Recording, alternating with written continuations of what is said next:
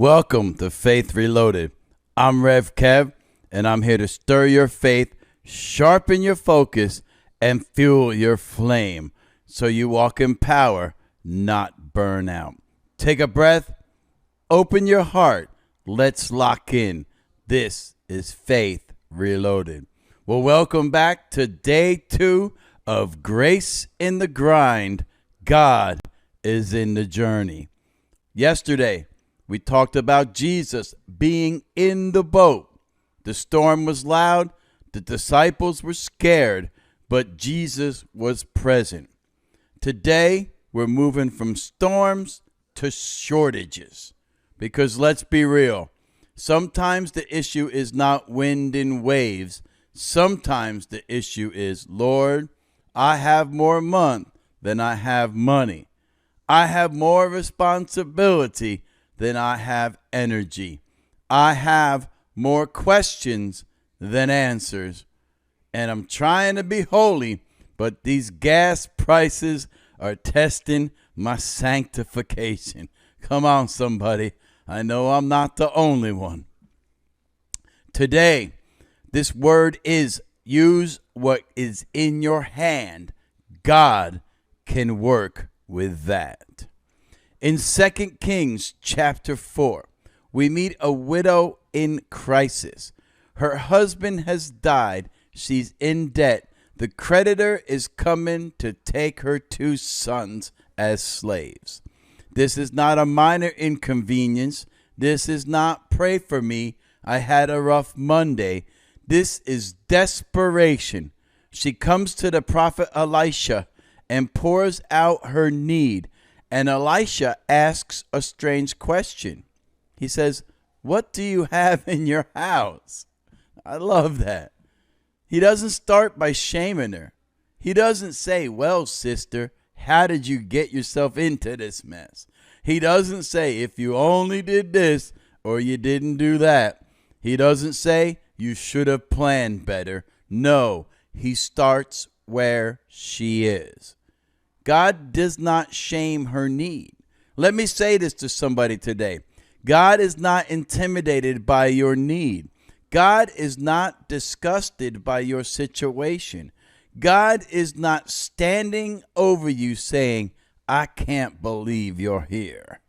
No, his mercy meets you in the reality of your need, not the fantasy version of where you wish you were. Some of us don't come to God honestly because we feel embarrassed. We try to dress up the need. We try to make it sound more spiritual, but God already knows. He knows the balance. He knows the pressure. He knows the private tears. He knows the anxiety you hide behind when you say, I'm good. And still, he asks, what do you have in the house? Not because he doesn't know, but because he wants you to see that provision may begin with something you've been overlooking. What looks like not enough may just be the seed of provision that you need. The widow says, your maidservant has nothing in the house but a jar of oil. Nothing. But that but matters. Because sometimes we call something nothing because it doesn't look like enough. I have nothing but a little oil. I have nothing but a little faith. I have nothing but one idea. I have nothing but one opportunity. I have nothing but one open door. I have nothing but one prayer left. But when God puts his hand on it, little becomes more than enough. And I want to parenthetically insert something from a book of 1 Kings with Elijah, not Elisha. And Elijah sent out his servant now there was a drought in the land because Elijah has said there will be no rain until I say there will be rain. And I believe it was like 3 years there was a drought. And Elijah was on the mountain or on overlook somewhere, and he sent his servant out to look and see what he saw. And the servant came back like 7 times and said he didn't see anything. And then right after the next time Elijah sent him out, he came back and said, I see a cloud the size of a man's hand. And then the next verse says that there was a downpour. You see, even when it's small, even if it's the size of a cloud that's the size of a man's hand, if God is in it, it is big. So don't despise the little when you have God's hand on it.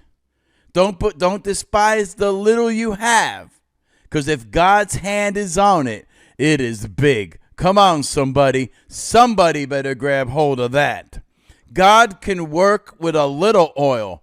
God can work with a little strength. God can work with a little courage.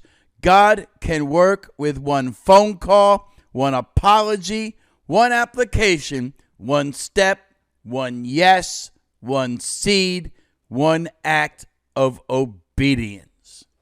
You may be calling it small, but heaven may be calling it a seed. And seed never looks like harvest when it starts. That's why faith is required. Because if you judge the future by what's in your hand right now, you may quit too early. But God says, give me what you have. Obedience makes room for overflow. Oh my God, I love that. Elisha tells her to go. Borrow empty vessels, not a few, but borrow vessels from everywhere. Then go inside, shut the door, and pour. Now watch this. The miracle didn't start with oil multiplying outside in the yard for everybody to see. It started behind a closed door. Sometimes God does his deepest work privately before anybody sees the overflow publicly. She poured, and as long as there were vessels, the oil kept flowing. The oil stopped when there were no more vessels. Let's look at that. See, that means the limitation was not in God's supply. The limitation was in the room available to receive. Could it be that God is asking you to make room for what he wants to do? Make room in your schedule. Make room in your habits. Make room in your heart. Make room in your budget. Make room in your obedience. Make room in your faith. Because sometimes we say, Lord, pour out, but we haven't brought him any empty vessels. Ask yourself today, am I making room for God's provision? Am I obeying the instruction he already gave me? Am I waiting for more while ignoring what he already placed in my hand? And let me help somebody. Some of us say, Lord, bless my finances. And God says, okay, first delete the shopping app. And we say, get thee behind me, Satan. No, baby, that wasn't Satan. That was wisdom. Come on, somebody. Some of all you know exactly what I mean. Sometimes the miracle starts with oil. Sometimes it starts with a budget. Sometimes it starts with canceling the subscription you forgot you had, but they keep remembering you every month. No, man, don't shout me down. You know, I'm speaking truth right there. Provision is not always dramatic. Sometimes provision looks like discipline. Sometimes provision looks like humility. Sometimes provision looks like asking for help. Sometimes provision looks like using what is already in the house.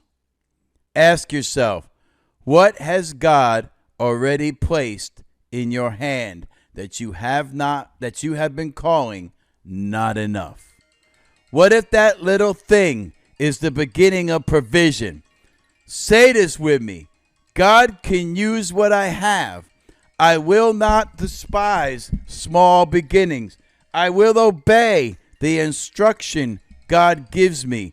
I will make room for his provision.